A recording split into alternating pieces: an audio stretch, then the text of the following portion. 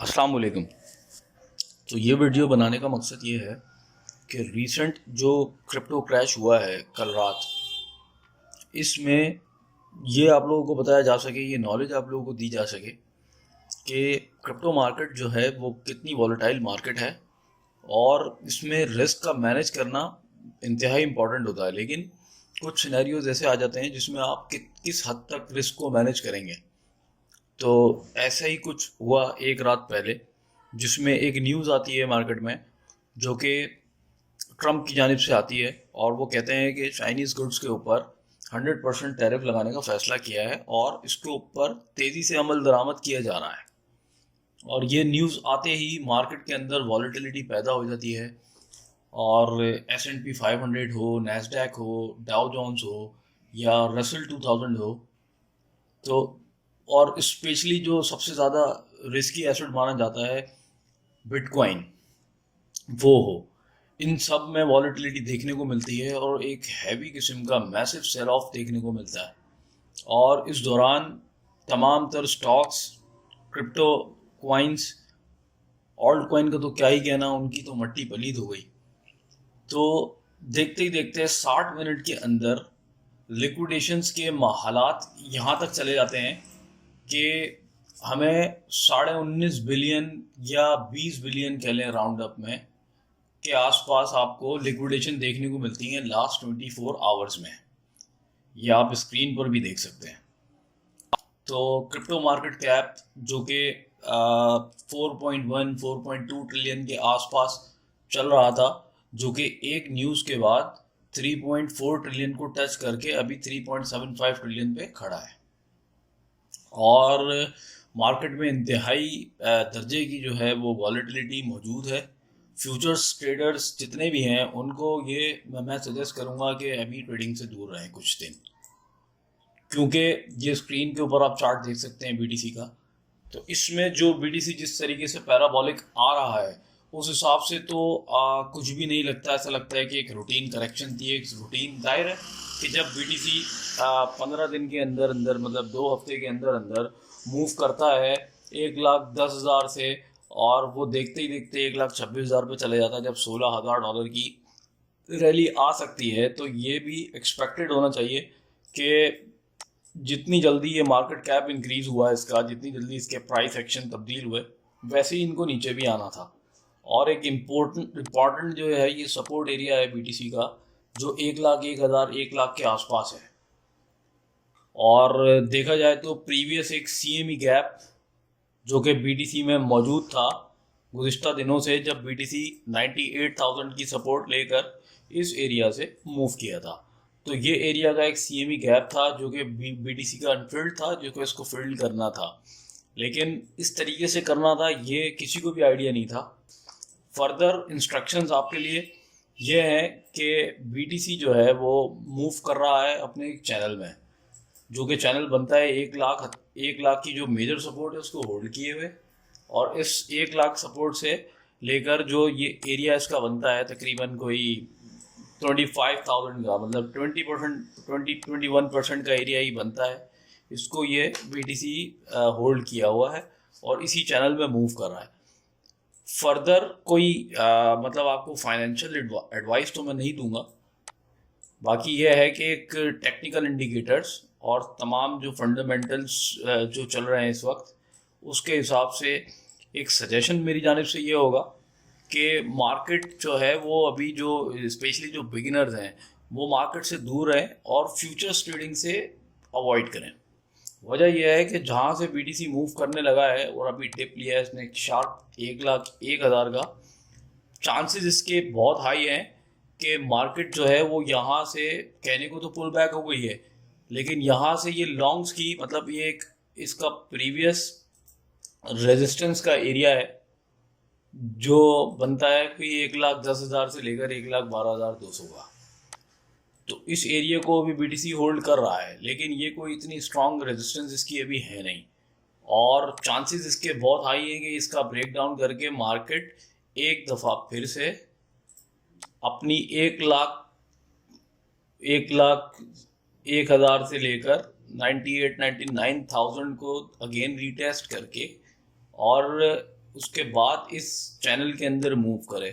1,10,11,100 से लेकर 1,12,500, तो कंसोलिडेशन के बाद पॉसिबिलिटी है कि मार्केट जो है वो डाउन साइड बिहेव कर सकती है आने वाले डेज में, चूंकि टैरिफ का मामला है और इसके अंदर चाइना की जानिब से काफ़ी सारी थ्रेट्स जो हैं वो यूएस को दी गई हैं, जिसमें उनका मानना यह है कि चाइना जो है वो अपनी तमाम होल्डिंग्स जो है बिटकॉइन की उसको सेल ऑफ कर देगा। तो ये कोई फाइनेंशियल एडवाइस नहीं है, बट ये है कि आप जो है वो केयरफुली ट्रेड करें और स्पेशली लेवरेज ट्रेडिंग से अवॉइड करें। इसके अलावा कोई एज सच मार्केट में अभी मौजूद नहीं है, क्योंकि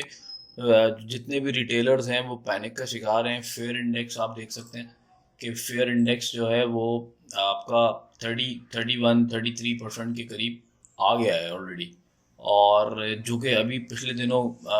ग्रीड हाई हुआ था, मार्केट पंप कर रही थी,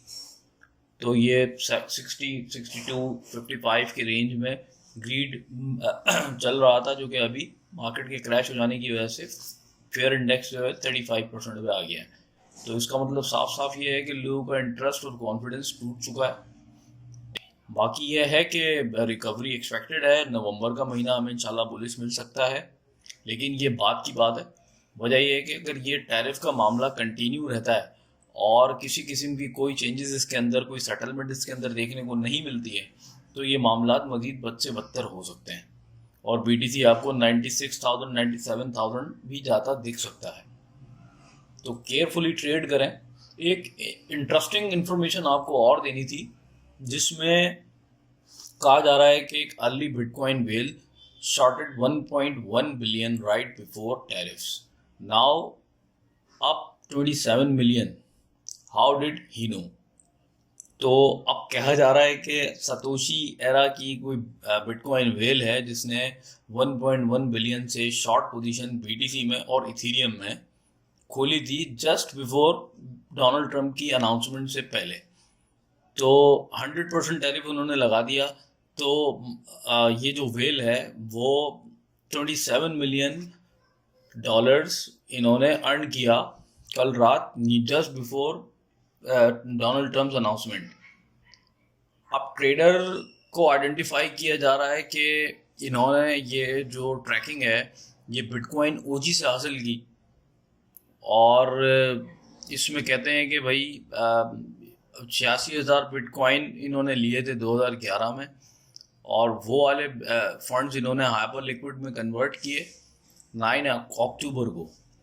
और माशाल्लाह से हाईली लेवरेज बेट्स इन्होंने क्रिप्टो मार्केट में लगाई 2 एसेट्स के ऊपर।